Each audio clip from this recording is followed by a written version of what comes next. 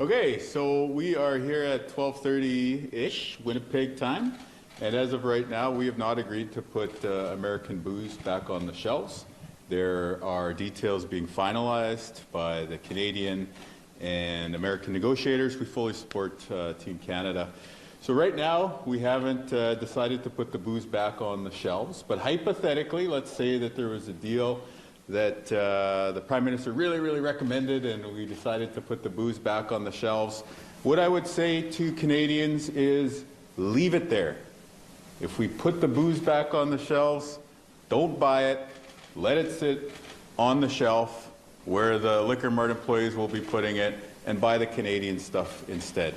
We've done an amazing job sticking together in the face of Donald Trump's tariff threats, and I think we should continue to do that. We're going to continue focusing on building up Churchill. We're going to continue focusing on encouraging local business, including our brewers and distillers. And let's send a message that even though the Prime Minister and the Government of Canada might think it's important for us to put things back on the shelf so that they can get this deal and help some of our fellow Canadians, some of their employers, some of their businesses, that we don't like Donald Trump's approach to trade or his way of treating Canada. You know, very wise people have said you can't get a good deal with a bad person. And I think that rule applies here. I mean, you know, President Trump is the reason we're all paying so much at the gas pump right now because of his misguided war in Iran. And I could go on and on and on about the Epstein files, and you know that I will. But realistically, this is a situation that we're in as Canadians, so we still have agency, we can still make the choice, we can still say Crown Royal is better than Jack Daniels. Are there sticking points in the deal that would hold, it's holding up your decision? Well, there's tariffs in the deal. And we have a big steel plant in Selkirk, Manitoba, great employer, great people who go there each and every day. And I'd love the tariffs to be zero. That said, I think what we've been saying throughout is the doctrine. Some people are calling it a doctrine of no Kuzma, no boozma. And I think that condition has been satisfied. We do have Kuzma. In terms of what's on the table, what I've seen in the media has been accurate so far this morning. So Kuzma exemptions and then the process for Kuzma to continue, that's looking good. But again, what did we have 2 years ago before Trump? What did we have a year ago? What might we have when American elected representatives grow some backbone and stand up to a president who's raising the cost of living on their constituents?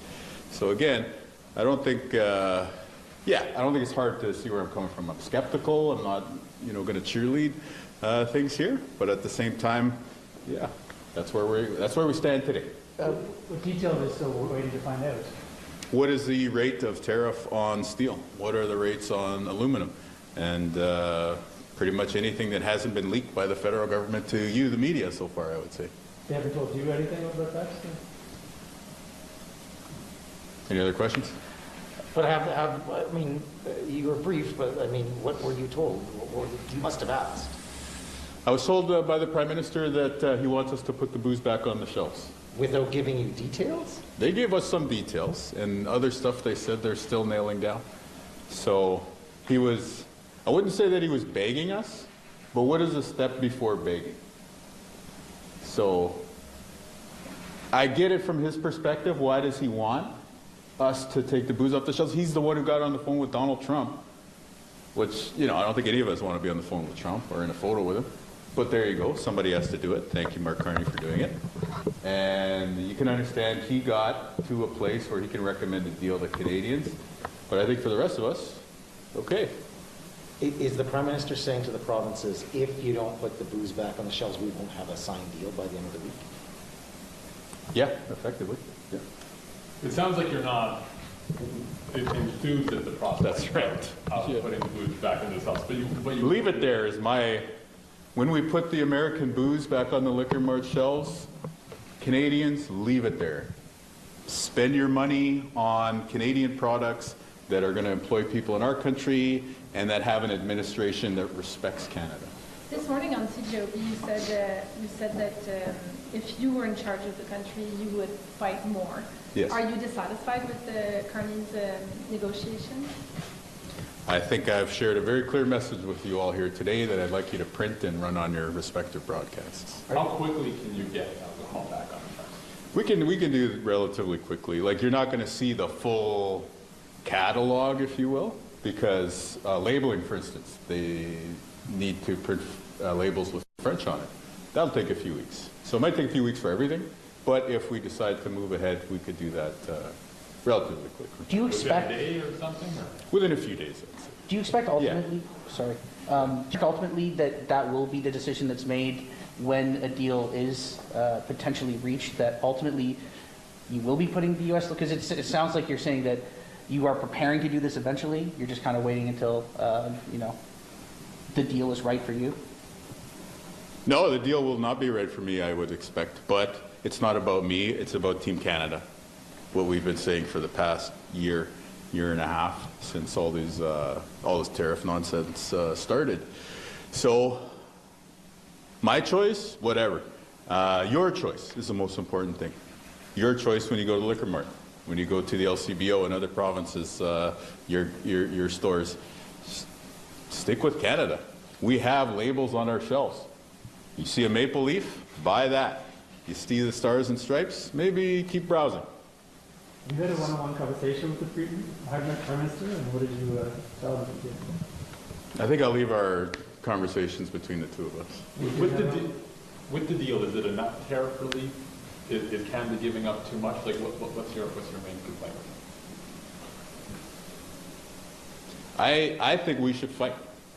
I think Donald Trump is very weak. I think America is weaker around the world today than it was a year ago.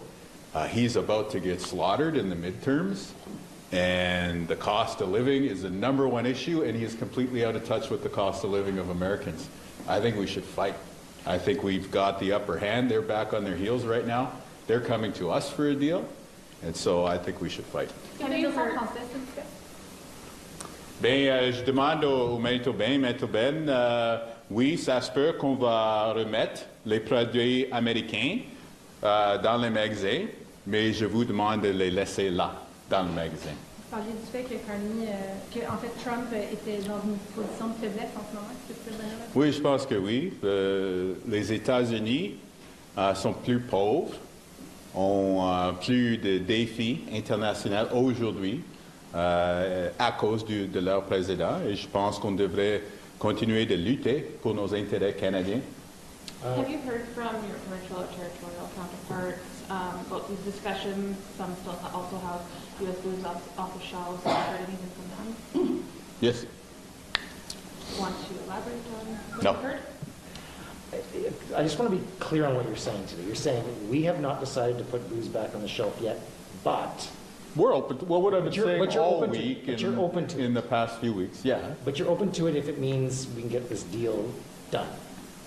Well, the Prime Minister is asking us in a very, like, I don't know, he really wants us to do it. But you're not keen to do it. No. So it's not going, so you haven't decided to actually do it, but you might. Is that, I want to be clear on what you're saying. What I'm saying is I don't want you to write, we're putting U.S. booze back on the shelves in your headline. No, I'm not, I get that, but you might. We'll see. Like, you will if the deal is signed and the Prime Minister asks you to. So he has asked us already. So you want a better deal, essentially? Yeah. Prime Minister said to take a Team Canada approach. Are you concerned about perhaps being disruptive on this solidarity approach of the premiers altogether pushing on this deal? No? And does this involve Tesla and other kind of American-specific deals being reversed? So we have had language every time we go to tender something here in Manitoba since President Trump has launched these tariff attacks on us. We've had language saying preference to Canadian or non-U.S.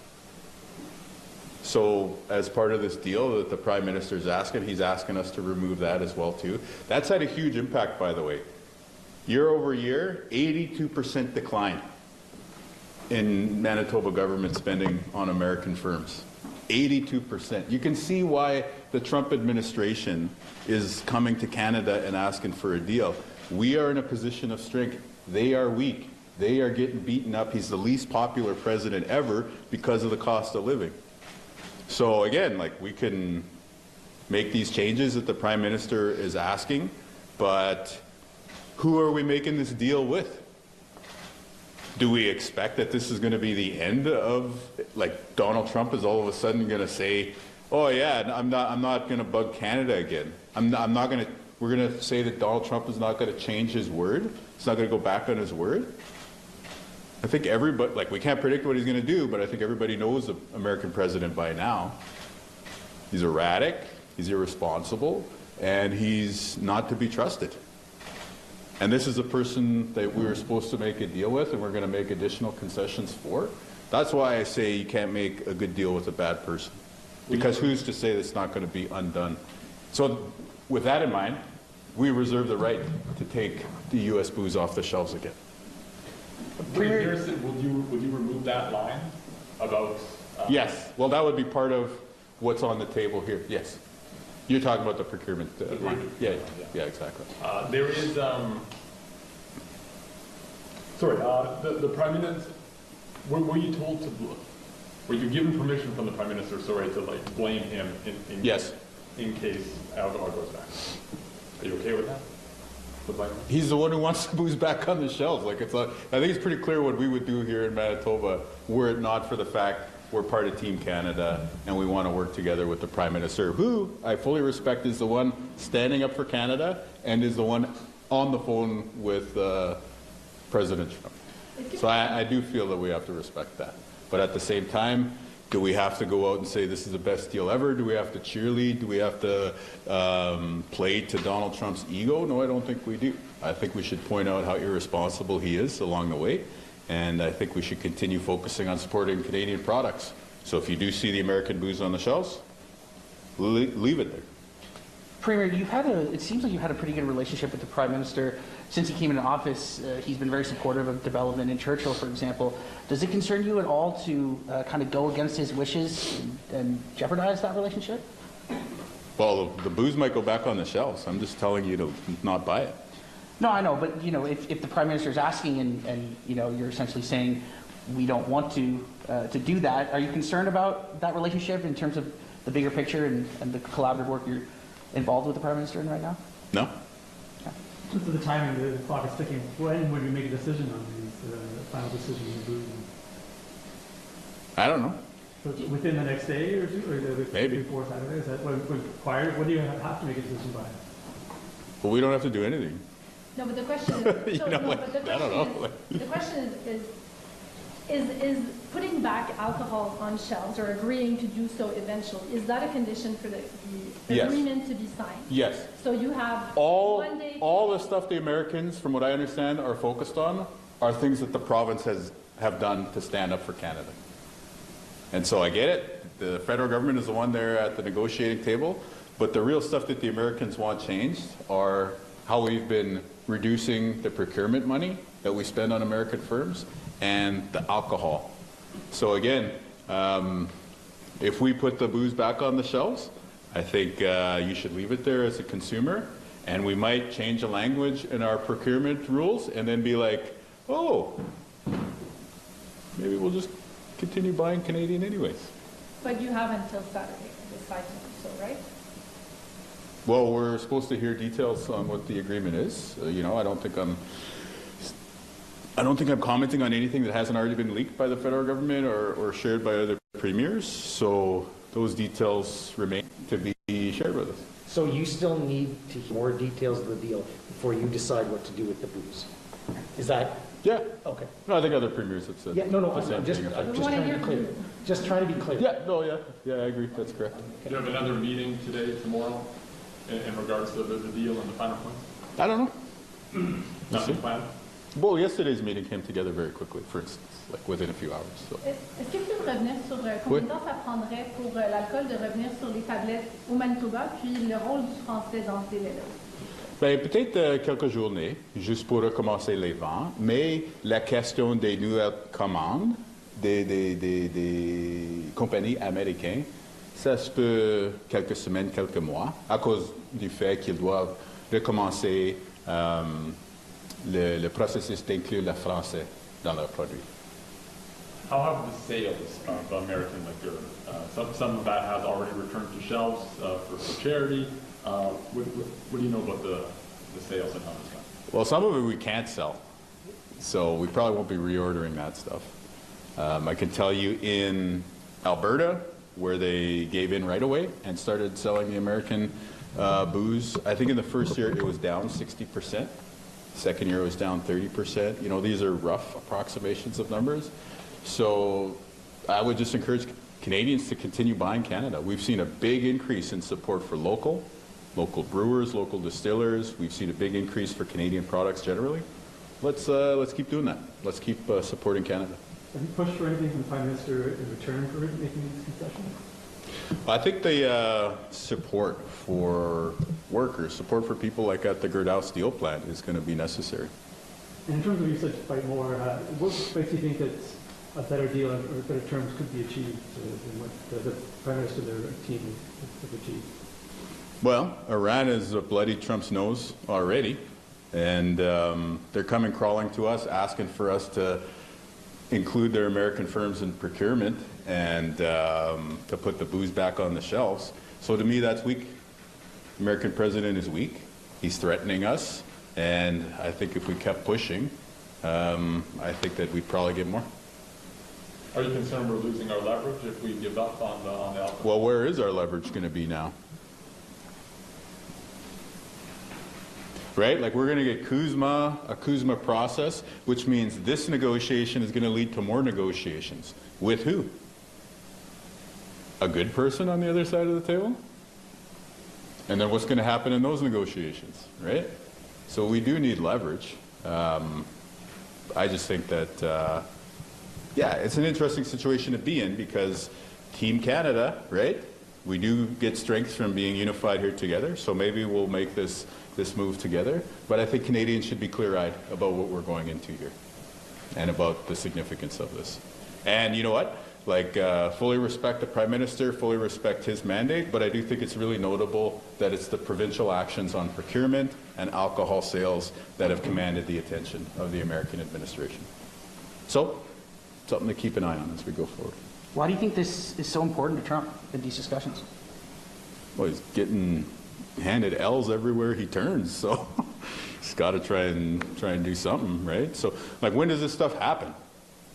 Iran started when he was getting clobbered on the Epstein files, and then he laid this threat when he's getting clobbered domestically on the cost of living.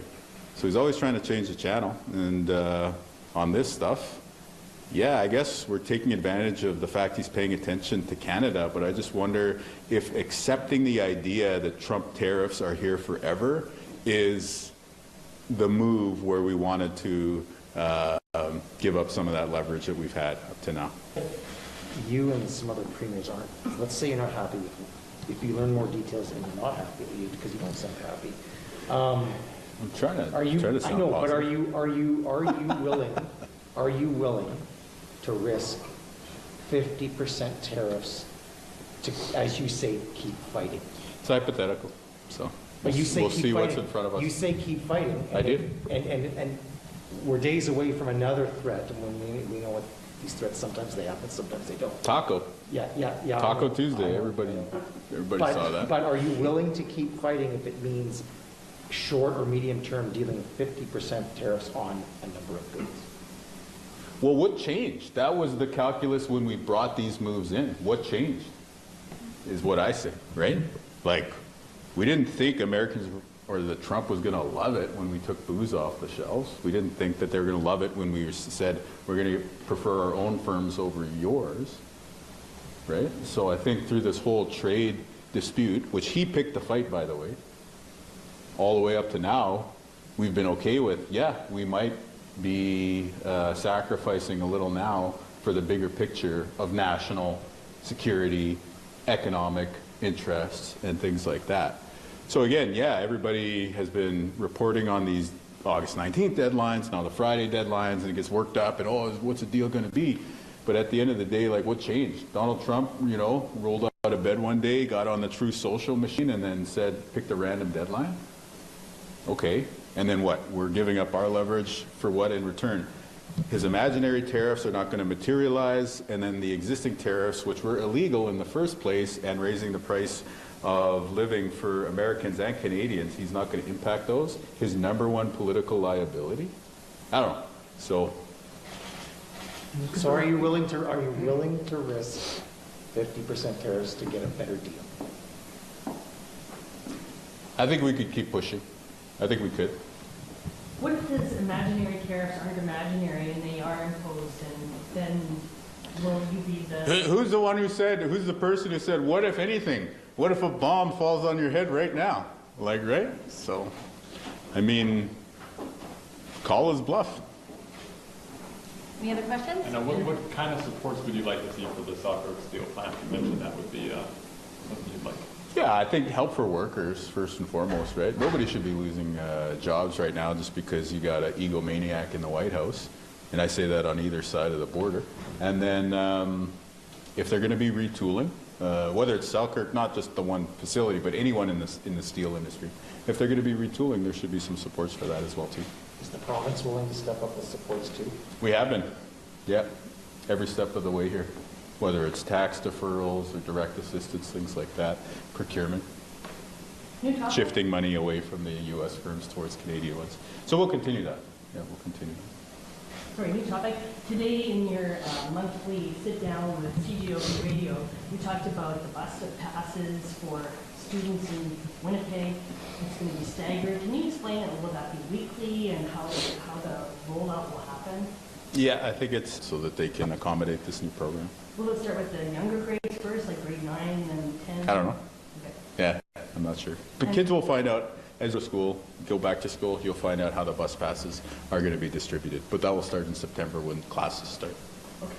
And just, we learned that there's been an exodus of some shared health leadership, top leaders. And I remember when we were in opposition, your health minister said that this shakes public health confidence.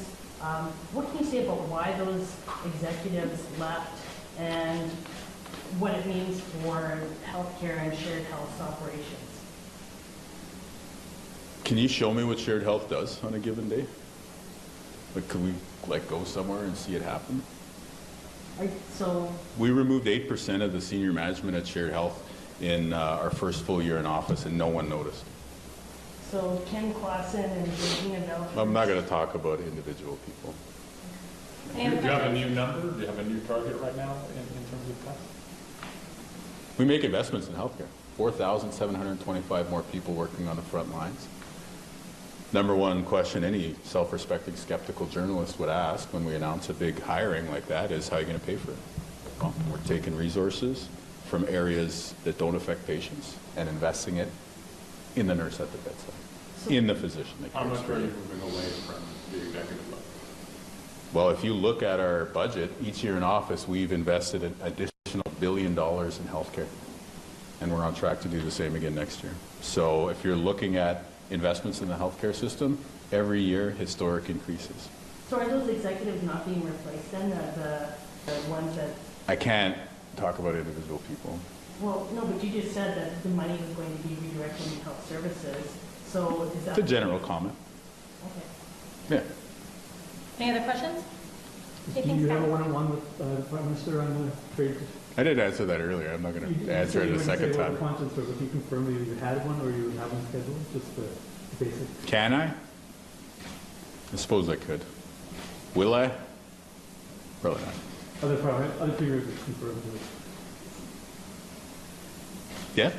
Other premiers are super excited. Some are maybe not as excited. Me, I'm willing to play the part with Team Canada, but yeah, I think it's pretty clear how I feel about the offer on the table. And just looking back to the bus passes, are you concerned that any of the kids who want them won't be able to get them just because of the funding cutoff that the city's imposed? No, because I think we'll make accommodations if there's an urgent situation, like if